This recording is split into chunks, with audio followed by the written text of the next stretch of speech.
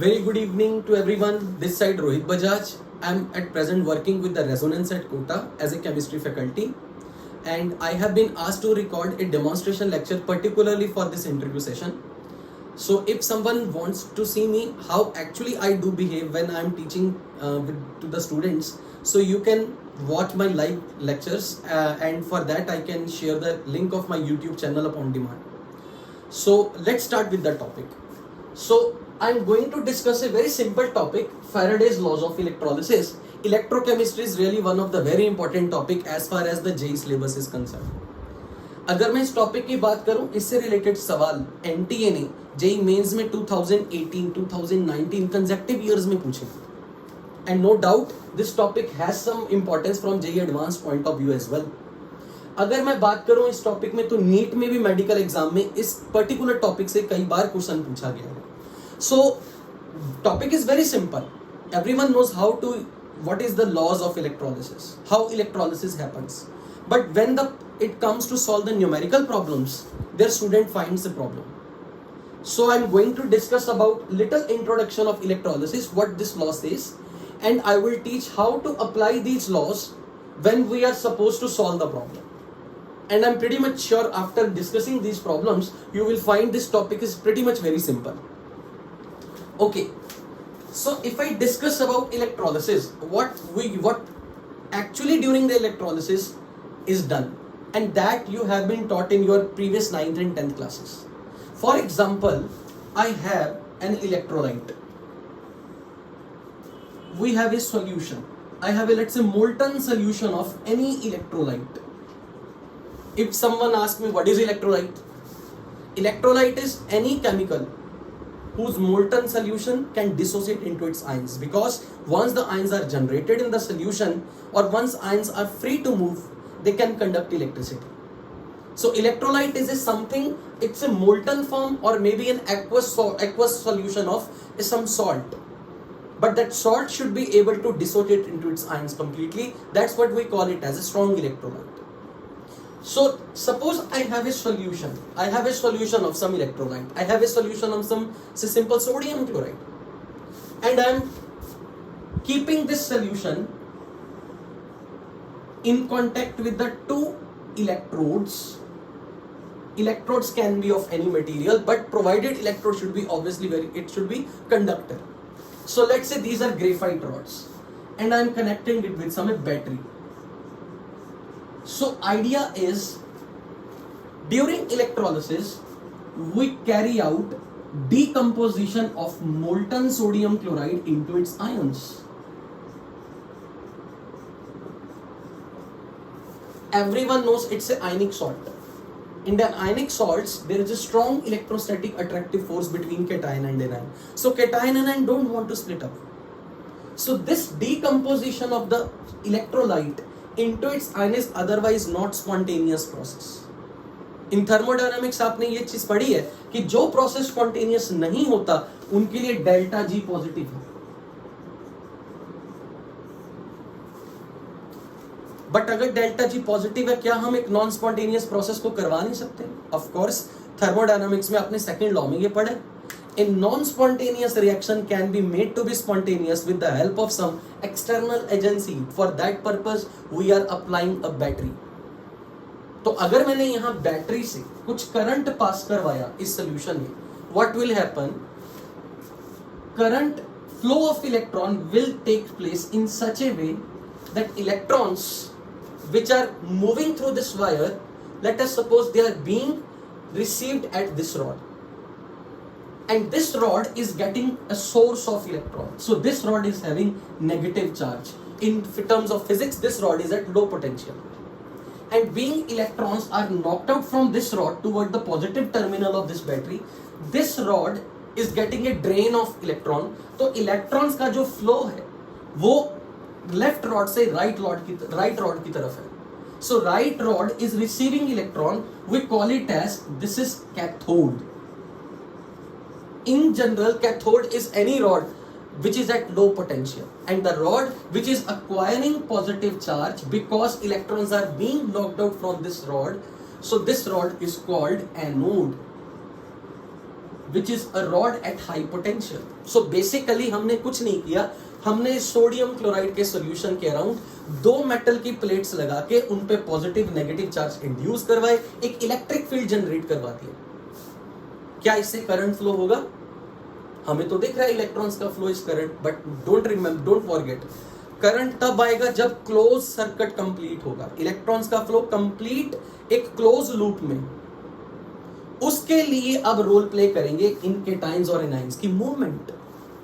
Sodium plus ions, positive ions, they will start attracting toward the rod which is getting the electron density. So positive ions are moving toward right, and the anions, which is chloride ion, they will get attractive force and they will start moving at the rod which is at the higher potential and the rod which is acquiring the positive charge. So anions की movement toward anode होगी और cations की movement toward cathode होगी. और current की definition क्या है? Current की डायरेक्शन कैसे डिसाइड होती है? Direction in which positive ion moves. तो पॉजिटिव आयंस की मूवमेंट इज टुवर्ड राइट. तो within the solution flow of current is from left to right. In which direction positive ions are moving, that is considered a direction of the current. तो current की direction from left toward right है. And current की direction outer circuit में कैसे decide होगी? Current की direction is opposite to the direction in which electrons are moving. So अगर electron left से राइट आ रहे हैं, it means current outer circuit में राइट से लेफ्ट जा रहा है. तो क्या आप विजुअलाइज कर सकते हैं? Positive ion is moving toward right, तो सॉल्यूशन के अंदर current is due to movement of ions. Ions are moving toward right and current की direction is from right rod to the left rod. As I discussed, direction of current in the wire is in opposite direction to the movement of electron. So if electrons are coming from anode toward cathode, current direction will be considered as from cathode to anode. So in this way, this close movement of the positive ions, we call it as this close movement of the current, this close movement of the charge from left to the right in terms of the positive ion, and direction of current which is opposite to the movement of electron. This is making a closed loop. That's how current will be generated, because it's now a closed circuit. Now what will happen during this process? When the sodium ions they get reach at cathode. Cathode is the rod which is having electron density, which is having a very high electron density. You can call it that this rod is rich in electron. So sodium plus ion will get electron from the rod and they undergo reduction. That is how the definition of cathode fulfills. Cathode वो rod है जहाँ पे electrons, वहाँ पे किसी न किसी ion की रिडक्शन होगी. So see how simple it is. Cations are getting electron from the cathode and they are getting neutralized. So sodium is liberated and sodium is being produced at the cathode. And what will happen to the anion chloride? Chloride electric field में positive rod की तरफ attract हो रहा है. तो chloride ion will reach toward the rod which is electron deficient. तो chloride को उस rod पे जाके electron discharge, electron lose करना पड़ेगा. Means chloride की oxidation हो रही है. So that is again defining anode. Anode is the material, anode is the electrode where ions undergo oxidation, and cathode is the rod where ion undergo reduction. That's how simple mechanism. So chloride when get oxidized, they will get neutralized to form chlorine gas. So that is very simple mechanism, that how you achieve sodium chloride and how you can make it to decompose into sodium and chlorine gas, which is otherwise a not spontaneous process. With the help of external battery, we are making this event to be possible. So what we learned till now, the electrolyte decomposes, cations undergo reduction at cathode, anions undergo oxidation at anode. But question is, this is how we predict product of electrolysis. Now how it is related to Faraday law? Faraday law की मदद से अब हमें ये पता करना है, अगर मैंने इस बैटरी को सपोज t टाइम के लिए लगाया और यहाँ से कुछ करंट जनरेट किया for let's say 1 hour 2 hour, how to quantify how much material will be produced at anode or cathode. If chlorine is getting liberated at anode and sodium is being liberated at cathode, then how we can quantify how much product will be produced at respective electrode? And that was the idea proposed by Faraday law. Faraday proposed two laws, and I'm going to discuss only one law over here. Faraday's first law. What the Faraday first law says? Faraday's first law of electrolysis states that quantity of a given substance formed at any electrode is directly proportional to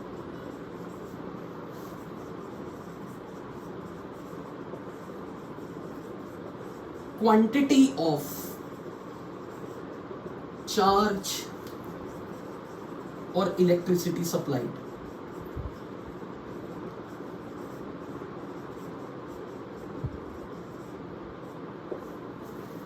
simple सा law ये कह रहा है कि भाई जितनी देर तक आप करंट पास करोगे उतनी देर तक इलेक्ट्रोलिसिस होगा, यानी कि जितनी देर तक आप चार्ज सप्लाई कर रहे हो from outside in the solution उतनी देर तक इलेक्ट्रोलिसिस होगा. सो सोडियम कितना बनेगा क्वांटिटी में, क्लोरीन कितना बनेगा क्वांटिटी में, it all depends on how much charge we are supplying.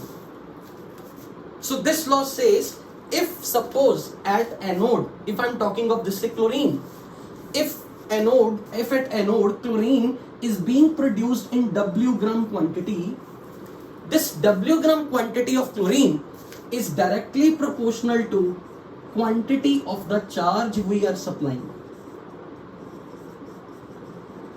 Let it be Q charge. Let's say Q coulomb of charge is being supplied. So more the charge you supply, more amount of chlorine will be liberated.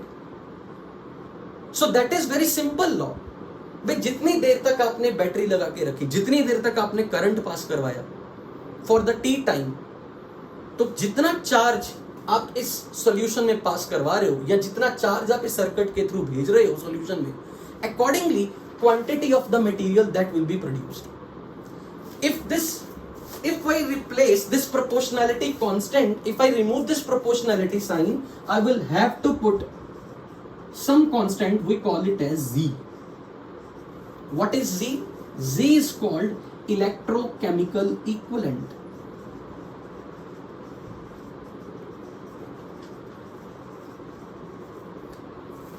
And everyone knows definition of current. Current is rate of change of charge.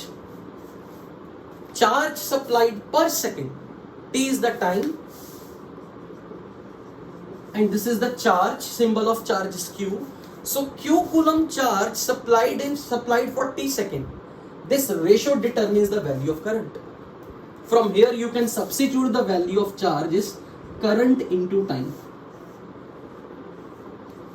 If I plug the value of Q in this equation number 1, what we will get? W gram quantity of chlorine is equal to Z times I into T. This is the statement of mathematical statement of Faraday's first law of electrolysis. But मजे की चीज यहाँ पर है, what is Z? Electrochemical equivalent है क्या? तो अब मैं फिजिक्स की डेफिनेशन लगाने लगा हूँ. फिजिक्स वाले बहुत इजी से हर चीज की डेफिनेशन बना देते हैं. सपोज फिजिक्स के अकॉर्डिंग मुझे अगर Z को डिफाइन करना है तो इसको सामने वाले के बराबर बता दो और बाकी चीजों को 1 बोल दो. How simple the way is to define something in the physics कि भाई Z को डिफाइन करना है, W के बराबर कर दो और Q को बोल दो 1. So that's we are chemistry people going to use the same. So how much mass of a given substance will be liberated at any electrode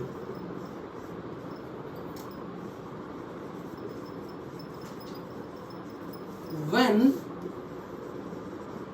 1 coulomb charge is supplied is called electrochemical equivalent.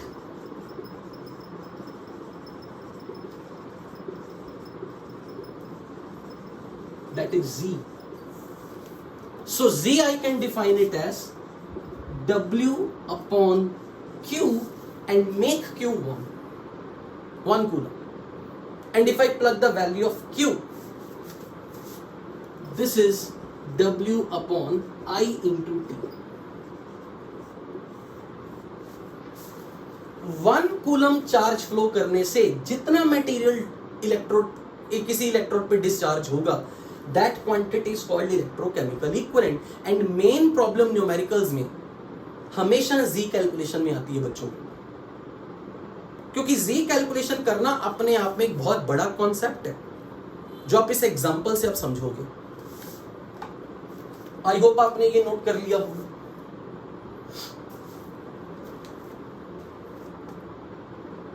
Okay, how to calculate जी, basically that's the important part. Definition क्या है? Definition समझनी है. 1 coulomb charge से कितने ग्राम chlorine liberate होगी, या 1 coulomb charge से कितने ग्राम सोडियम कैथोड पर डिस्चार्ज होगा, that quantity is called electrochemical equivalent. तो अब हम यहां पर मोल कॉन्सेप्ट या स्टोइचियोमेट्री का यूज करने वाले हैं. अगर मैं इस प्रोसेस को देखूं, let's say this is process number 1 and this is process number 2. Let's say this is process number 1 dash, this is 2 dash.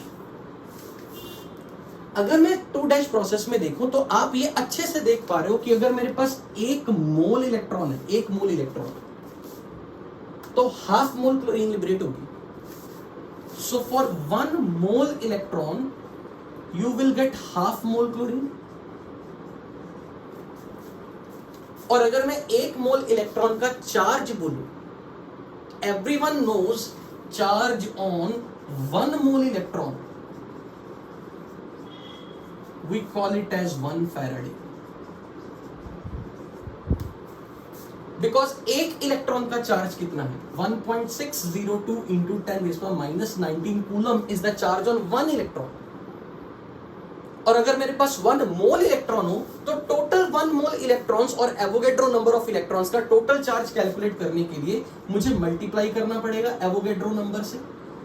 And this is the total charge on 1 mole electron which comes out to be 96500 coulomb. This is called 1 Faraday. So 96500 coulomb charge, which is actually 1 Faraday charge, which is the charge on 1 mole electron, I can write with the 96500 coulomb charge, we can get half mole chlorine. तो definition क्या electrochemical equivalent की? 1 coulomb charge से कितने ग्राम chlorine liberate होगा? तो unitary method 1 coulomb charge will give us how many moles of chlorine? Half into 1 by 96500 moles. But don't forget this is mole. हमें मास निकालना है बिकॉज ये डेफिनेशन ग्राम्स में. ग्राम्स पर coulomb are the units of जी.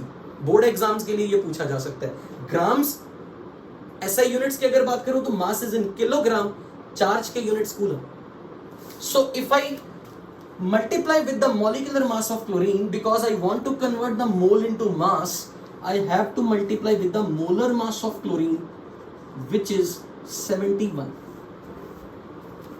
तो अगर मैं यहां बात करूं कि भाई 1 कूलम चार्ज से कितने ग्राम क्लोरीन जनरेट हुआ, वो आया 71/2 into 96500. This much gram of chlorine कब लिबरेट होंगे? जब 1 कूलम चार्ज होगा. और अगर आपने 1 कूलम चार्ज से जितना भी मास कैलकुलेट किया, यही वैल्यू कहलाएगी जी value for chlorine.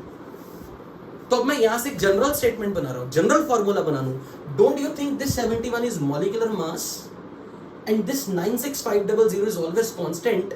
So I can mention that G value is equal to molar mass in case of chlorine by 2 into 96500. Every time ये नंबर 2 नहीं आएगा. अगर मैं बात करूं यहां पर 2 का फैक्टर क्यों आया, क्योंकि आप ये देखो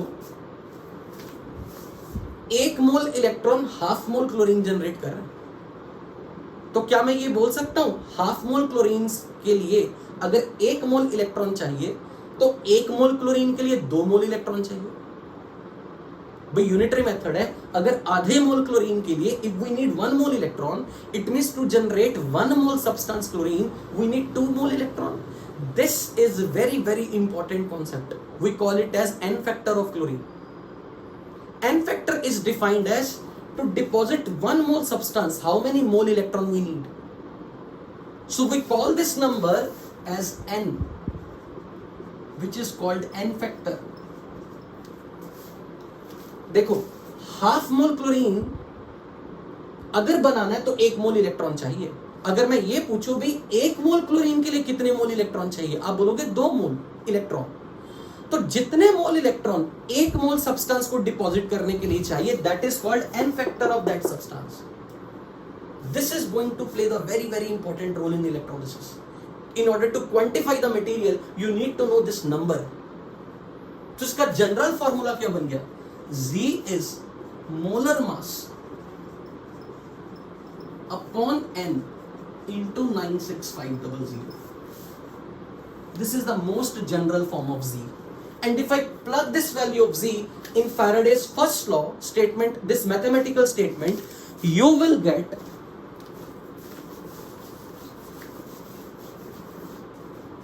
W is equal to molar mass upon n factor into 96500 into current into time is the general equation to calculate anything, to calculate the quantity of any material. You use this equation. अब teacher ने आपको ये सिखा दिया, आपने ये formula रट लिया, बट अगर हम इसे ना रटे ना तो हम तब भी क्वेश्चन बहुत आसानी से बहुत कम समय में निकाल सकते हैं. अगर आपको थोड़ा सा मीनिंग समझ में आ जाए स्टेटमेंट का, अगर आपको ये एन फैक्टर समझ में आ जाए ना, आपके लिए शायद आपको न्यूमेरिकल में कहीं भी आपको ये फॉर्मूला लगा के लंबी कैलकुलेशन नहीं करनी पड़ेगी. तो मैं I will like to pay more time in introduction of this N factor. अगर आपको कभी भी कोई ये कह दे कि aluminium ions at cathode discharge हो रहे हैं और ये रिएक्शन कोई आपको दे दे कि एल्यूमिनियम 3+ से एल्यूमिनियम बन रहा है, आपको ये रिडॉक्स की बैलेंसिंग करनी आती है, वो आपने 11th क्लास में रिडॉक्स में सीखी थी. अगर मैं ये पूछूं कि एल्यूमिनियम के लिए एन फैक्टर कैसे निकालना है, तो आप सीधा डेफिनेशन यहां से देखोगे. अगर एल्यूमिनियम का 1 मोल है, 1 मोल, तो उसके लिए कितने मोल इलेक्ट्रॉन चाहिए? 3. तो आप सीधा बोल दो N factor for aluminium is 3. What is number of moles of electron required to deposit 1 mole substance, that is n factor. That is n factor.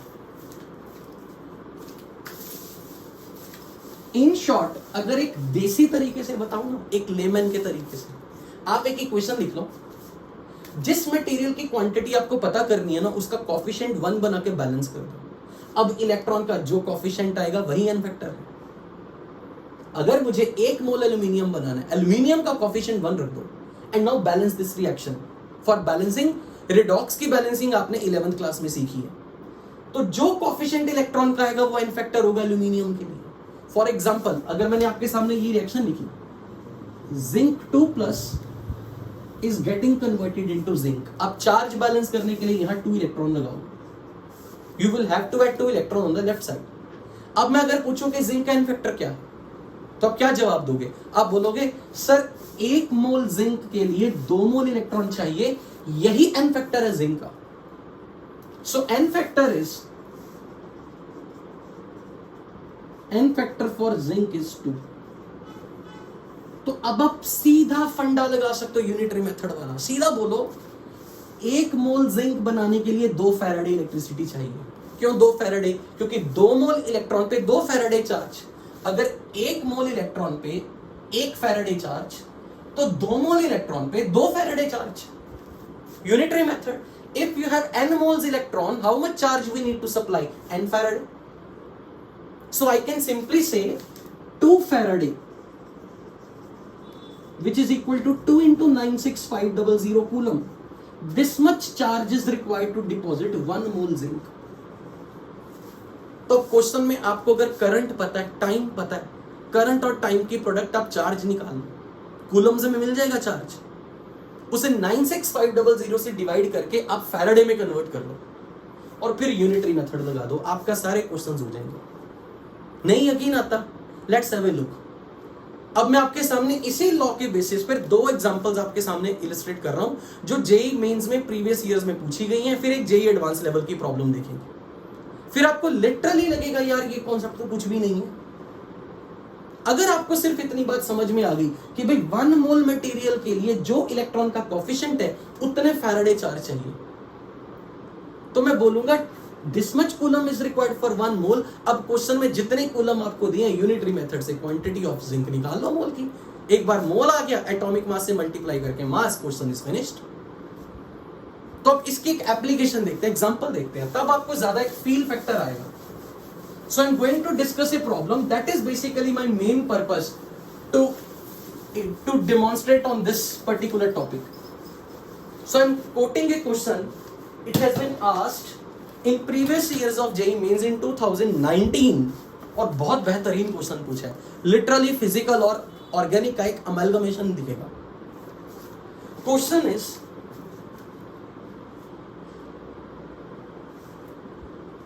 JEE Mains 2018 in the online session, when 9.65 ampere current was passed through nitrobenzene in acidic medium for 1 hour,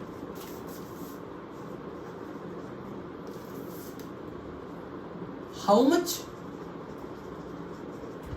para-aminophenol is formed?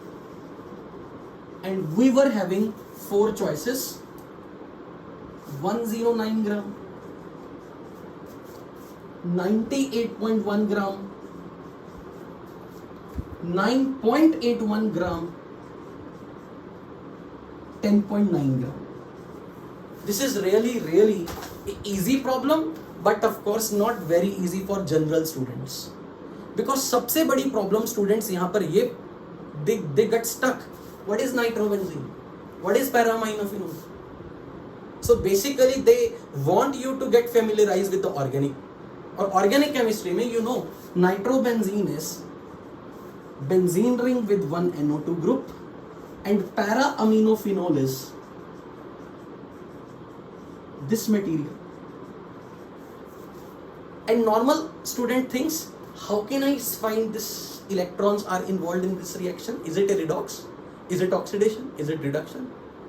So there basically they wanted to check whether you know how to balance this in redox.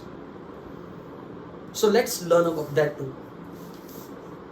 This is the molecule with having formula C6H5NO2 getting converted into C6H4 with OH and NH2 group. And how we balance a reaction in the under, like using half reaction method. First of all, to balance carbon, first of all we have to balance carbon, and then we have to balance oxygen, then we have to balance hydrogen, and in the last we have to balance charge. Now look at C6H5, carbon is already balanced. अब आप oxygen को देखो, यहाँ 2 oxygen है, there is 1 oxygen, so we need to add 1 oxygen on the right hand side. For that, what is the process to add 1 mole water? In order to balance oxygen, add water on that side which is deficient in oxygen. Now check hydrogen. This is 2 and 1, 3 and 4, 7 and 2, 9 hydrogen on the right hand side, 5 hydrogens on the left hand side. So this side is deficient in the 4 hydrogen. And in order to balance hydrogen, we need to add H positive ions because they have mentioned the medium is acidic. So we have to balance hydrogen by adding suitable number of moles of H plus on the side which is deficient in hydrogen. So if there are 2, 1, 3, 4, 7 and 2, 9 hydrogens, there is 5 hydrogens. So this side needs 4 H plus moles. Now to balance the charge, where to put electron, where to mention electron. Electrons are always to be fed into that side which is rich in the charge, which is having higher charge. This is neutral, there is no charge, but it has charge 4 into plus 1 plus 4 charge. So left hand side is having positive 4 unit charge, right hand side is neutral, so left hand side is rich in the 4 unit charge. We need to add 4 electron to balance it. And now you see this is reduction. Now what they said, you supplied 9.65 ampere current for 1 hour. So you can calculate value of charge. How much charge?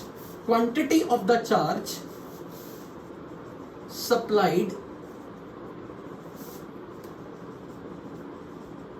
is current into time by 96500 to convert it into Faraday. Current is how much? 9.65 ampere. Time 1 hour and 96500. Do you think I calculated correct? No. This is a very silly mistake which every student makes. Don't forget to convert this time into seconds. This time is in hours. So calculation has to be done in proper SI units. So convert this 1 hour into 3600 से multiply करना पड़ेगा to convert it into seconds. And you will see this charge is, this is around 0.36 Faraday. Now apply unitary method. Simple. Don't go for this heavy question. Simply use 4 Faraday charge makes 1 mole substance. This is a coefficient 1, this is 4. To deposit 1 mole substance, we need 4 mole electron, means 4 Faraday charge. And you have this much charge.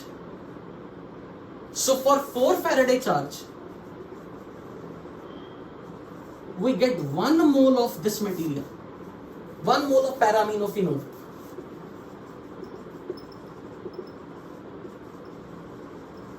And for 0.36 Faraday charge, how much moles of para-aminophenol will be formed? 1 by 4 into 0.36, which is 0.09 mole. But don't forget, we have to calculate the quantity in gram. So what is the rest left? You have the mole, multiply with its molar mass. So its molar mass is 109 is its molar mass.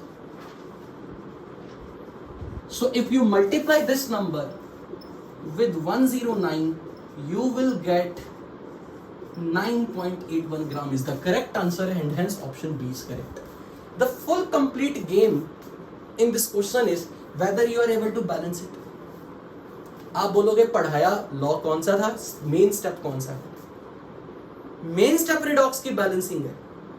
That's the beauty of this question, whether you are able to catch this step कि भाई nitrobenzene से अगर पैरामिनोफिनोल हो रहा है, कितने मोल electron is required, तो आपको बैलेंसिंग आनी चाहिए फैराडे लॉ के लिए, क्योंकि वहां पर ये एन फैक्टर का रोल आ गया. अगर आपको ये क्वेश्चन इस फॉर्मूला से करना होता ना, आप क्या करते? करंट की वैल्यू पुट करते, टाइम की वैल्यू पुट करते सेकंड्स में, मोलर मास पुट करते, फिर यहां पे अटकते एन फैक्टर कैसे निकाले, क्योंकि जब तक एन फैक्टर हाथ में नहीं, क्वेश्चन नहीं आएगा आपके पास. तो एन फैक्टर कैलकुलेट करने के लिए you need to balance it. और आपको ये डेफिनेशन पता होनी चाहिए एन फैक्टर की. 1 मोल मटेरियल को डिपॉजिट करने के लिए कितने मोल इलेक्ट्रॉन. देसी लैंग्वेज में अगर सिंपल लैंग्वेज बोलो, जिस मटेरियल की क्वांटिटी आपको पता करनी है ना, उसका कोफिशिएंट 1 रख के रिडॉक्स बैलेंस कर दो. इलेक्ट्रॉन का कोफिशिएंट ही एन फैक्टर है. And if you know n factor, you can plug its value directly. 4, 96500, 9.65 ampere current, 3600 seconds, molar mass you know, and enjoy your calculation. So this is, see how attractive problem a JEE Mains has asked in 2018. Now let's have a look at some little advanced level of one problem based on JEE advanced level. So I hope you must have noted. I can erase, right?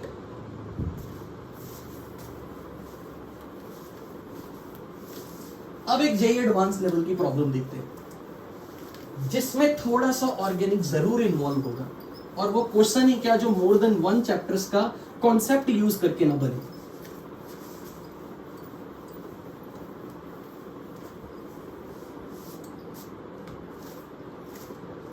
Question is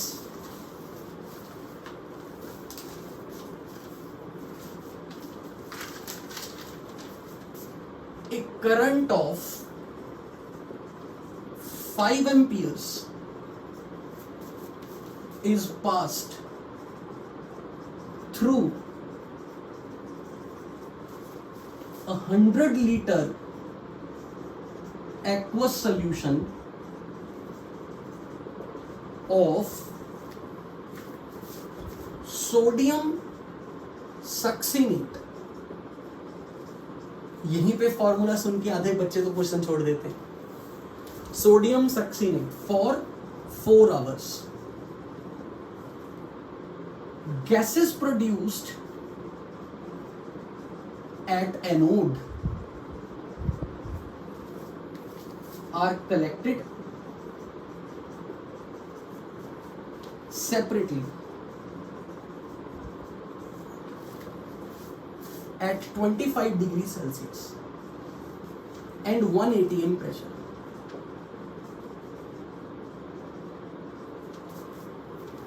What volume of gases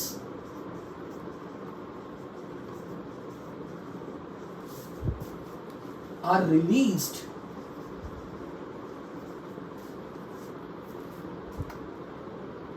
also find pH of the solution at the end of electrolysis, assuming pH of solution initially is 7 at 25 degrees Celsius. अब अगर मैं इस question में देखूं तो क्या क्या नहीं पूछा उसने आपसे. तो सबसे बड़ी बात है सोडियम सक्सिनेट का इलेक्ट्रोलिसिस पूछ लिया.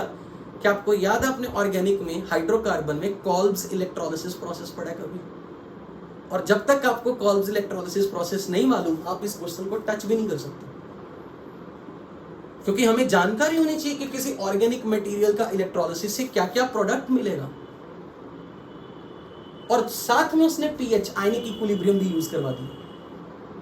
So that is how the beauty of A question for JEE advance level is can be considered. तो सबसे पहले एक बार नजर मारते हैं कॉल्ब्स इलेक्ट्रोलिसिस प्रोसेस में हमने सीखा क्या था. घबराओ मत, क्वेश्चन बहुत इजी है, you will really enjoy. Sodium succinate is this.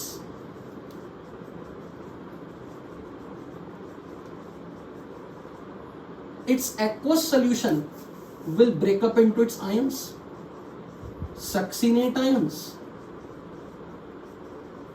and sodium ions. तो सबसे पहले स्टूडेंट क्या सोचेगा, इलेक्ट्रोलिसिस करवा रहे हैं, कैथोड पे केटायन डिस्चार्ज होगा, एनोड पे एनायन डिस्चार्ज होगा. बट भूल कैसे जाओगे, sodium ions are never undergo discharge जब तक वाटर बैठे. वाटर की प्रेजेंस में sodium plus can never be discharge. तो स्टूडेंट को यह पता होना चाहिए कि water is a strong competitor during electrolysis.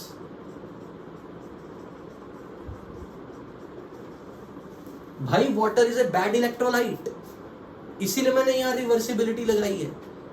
और उन्होंने बोल दिया आपको इनिशियली पीएच 7 है, मतलब वाटर में, प्योर वाटर में H+ की molar concentration is very very less, 10⁻⁻7 molar. Ionic equilibrium का बेसिक कॉन्सेप्ट. इसका मतलब H+ और OH- का डिस्चार्ज नहीं होने वाला, बिकॉज वो बहुत कम मात्रा में है. उनका डिस्चार्ज हो भी गया तो वो मेजर प्रोडक्ट नहीं बना सकते इलेक्ट्रोलिसिस में. तो वाटर मेजॉरिटी में किस फॉर्म में बैठा है, न्यूट्रल वाटर फॉर्म में. And everyone knows water is a polar molecule. It can move toward cathode as well as anode because it has dipole moment. तो water can compete with all the ions who are willing to get discharge at cathode and anode. अब cathode पे तो negative charge है, cathode वाली rod पे negative charge है, तो वहां की तरफ कौन भागेगा? Sodium plus and water. Who will win? जिसका रिडक्शन पोटेंशियल हाई हो. रिडक्शन पोटेंशियल सोडियम प्लस का अलाउ नहीं करेगा कि वो डिस्चार्ज हो जाए, so water will discharge at cathode. और ये सब आप क्वालिटेटिव एनालिसिस ऑफ इलेक्ट्रोलिसिस में आपको just before the Faraday law यही पढ़ाया जाता है, how to predict who will discharge. So I am assuming कि ये आप सब पढ़ चुके हो कि अगर सोडियम प्लस के कॉम्पिटिटर वाटर है तो water will preferably discharge at cathode, क्योंकि कैथोड पे उस आयन का डिस्चार्ज होगा जिसका reduction potential SRP is more. Sodium ion के लिए reduction potential is around -2.71 volt और वाटर का reduction potential is around -0.83 volt. Application of electrochemical series, don't forget. Reduction potential किसका ज्यादा दिख रहा है आपको? वाटर का. सो किसकी टेंडेंसी टू गेन इलेक्ट्रॉन ज्यादा है? वाटर की. So water will preferably undergo discharge, not the sodium ions. तो एट कैथोड किसकी रिडक्शन होगी? वाटर की. वाटर से हाइड्रोजन बनेगा. सो if I balance this reaction,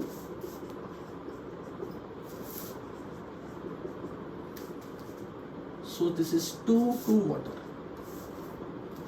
This reaction is taking place at cathode. लेकिन एनोड पर क्या हो रहा है? That is interesting, really amazing. Anode पे ऑक्सीडेशन होगी इस आयन की, क्योंकि इसका ऑक्सीडेशन पोटेंशियल वाटर से ज्यादा है. एनोड पे वो डिस्चार्ज होगा जिसका SOP ज्यादा हो, स्टैंडर्ड ऑक्सीडेशन पोटेंशियल ज्यादा हो. और कॉल्ब्स इलेक्ट्रोलिसिस में यही पढ़ा था कि ऑर्गेनिक कार्बोक्सिलेट आयंस का ऑक्सीडेशन पोटेंशियल वाटर से ज्यादा होता है. तो अब इसका डिस्चार्ज होके क्या बनेगा?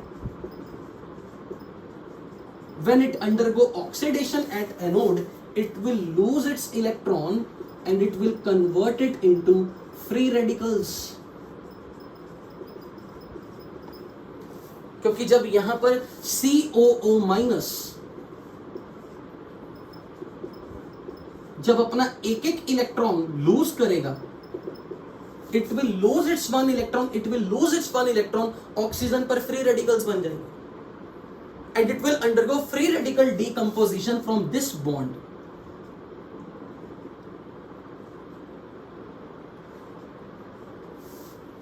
This oxygen will lose one electron, this oxygen will lose one electron to get free radical, and these free radical undergo decomposition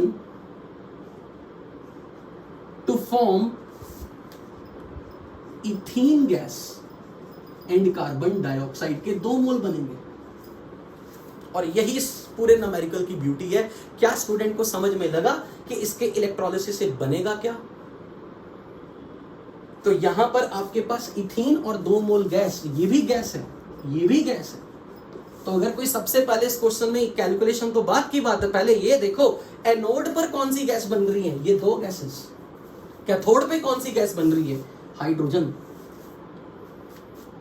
तो अब अगर हमें क्वांटिटी कैलकुलेट करनी है कि कितना हाइड्रोजन बनेगा और कितने मोल इथीन और CO2 बनेगी, that is now question is very simple, but उसके लिए आपको ये सब चीजें पता होनी चाहिए. सो अब हम कैलकुलेशन कर सकते हैं. क्या कैलकुलेशन करेंगे? 5 एम्पियर करंट है 4 आवर्स के लिए सप्लाई किया, तो हम चार्ज की कैलकुलेशन कर सकते हैं. How much charge in Faraday? Simple method is current multiply by time by 96500. तो अगर मैं यहां करंट की वैल्यू पुट कर दूं 5 ampere and don't forget to convert time into seconds, तो 4 hours into 3600 by 96500, it comes out to be nearly 0.75 Faraday. तो अब आप यूनिटरी मेथड लगा दो, फैराडे लॉ अब लग जाएगा. क्या 2 फैराडे से 1 मोल हाइड्रोजन बन रहा है, तो 0.75 फैराडे से कितने मोल हाइड्रोजन बने? Unitary method. 2 फैराडे से 1 मोल इथीन और 2 मोल CO2 बन रहा है, तो एनोड पर 3 मोल गैसेस बन रही हैं 2 मोल फैराडे से. फैराडे फर्स्ट लॉ की एप्लीकेशन अब ये हुई, इथीन के 1 मोल बनाने के लिए 2 फैराडे चाहिए, तो इसके लिए तो n फैक्टर 2 है. लेकिन CO2 के 2 मोल बनाने के लिए 2 मोल इलेक्ट्रॉन चाहिए, यानी कि CO2 के 1 मोल बनाने के लिए 1 मोल इलेक्ट्रॉन चाहिए। इसका n फैक्टर 1 है। आई एम रिपीटिंग, इसका 1 मोल बनाने के लिए तो 2 मोल इलेक्ट्रॉन चाहिए, तो इसके लिए n फैक्टर इज 2। CO2 के 2 मोल के लिए 2 फैराडे इलेक्ट्रिसिटी चाहिए, 2 मोल इलेक्ट्रॉन चाहिए, तो CO2 के 1 मोल बनाने के लिए तो 1 मोल इलेक्ट्रॉन की जरूरत हुई है, तो इसके लिए n फैक्टर 1 है।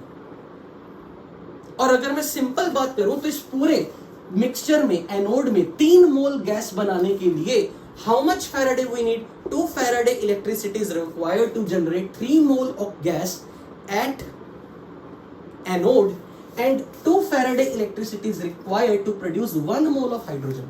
So इसका मतलब साफ साफ क्या हो गया? साफ साफ ये हो गया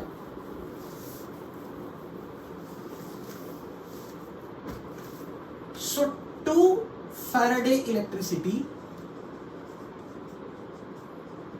will produce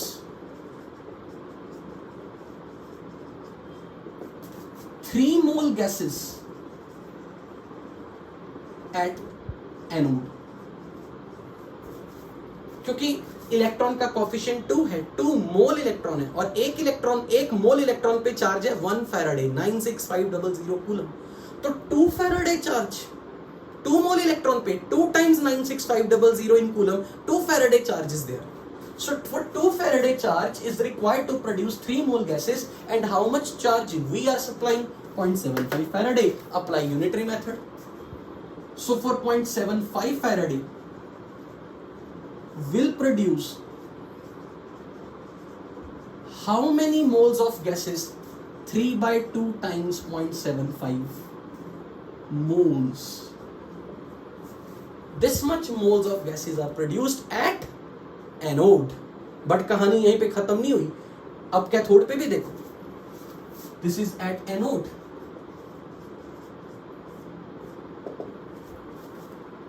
एक मोल हाइड्रोजन के लिए 2 फैराडे इलेक्ट्रिसिटी चाहिए, 1 मोल हाइड्रोजन को बनाने के लिए 2 मोल इलेक्ट्रॉन चाहिए, तो H2 का n फैक्टर इज 2। तो अब मैं यहां पे फिर से यूनिटरी मेथड लगा रहा हूं। At cathode 2 Faraday electricity produces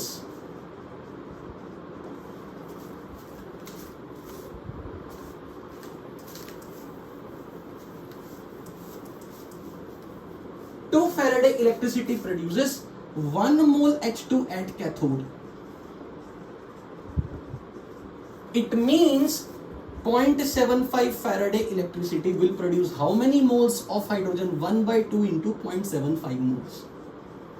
So total moles of gases produced will be 3/2 into 0.75 plus 1/2 into 0.75. This is clearly 3, 1 and 4/2, 2 into 0.75, which is 1.5 mole gases.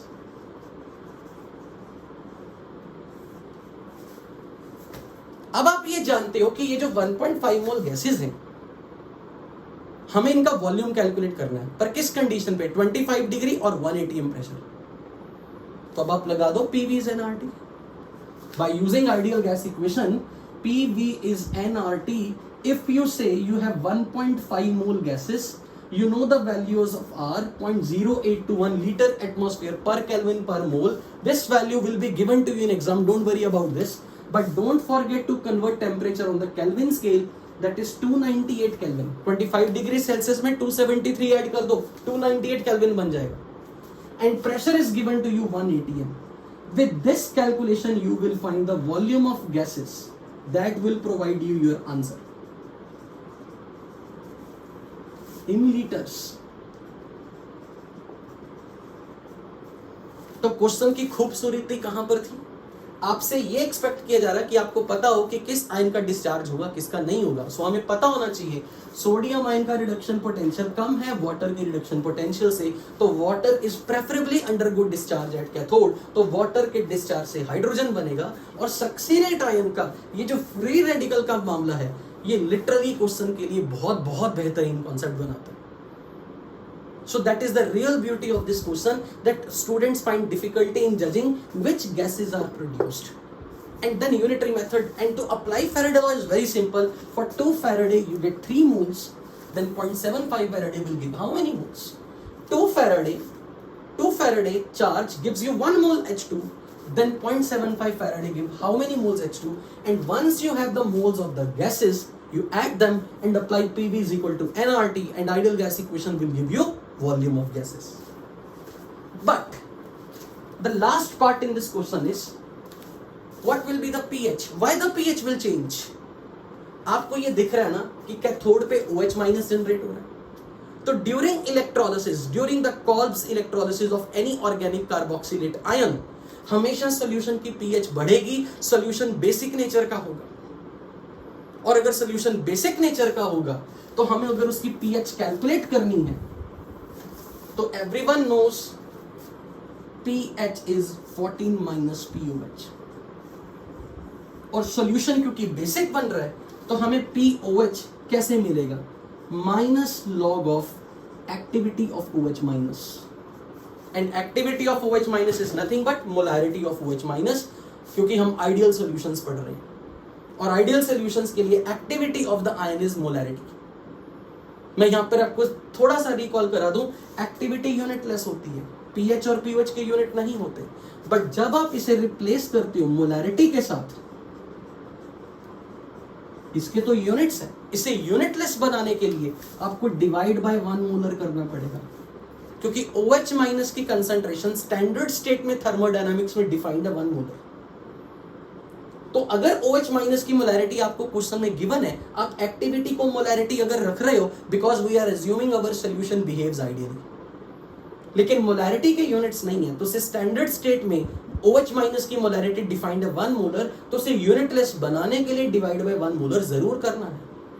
This is actually the real concept. खैर numerical में हमें इसकी जरूरत नहीं, numerical में हम direct इसकी value, इसकी मोलैरिटी, OH माइनस की मोलैरिटी पुट कर देंगे. तो अगर मैं इसकी मोलैरिटी की बातें करूं,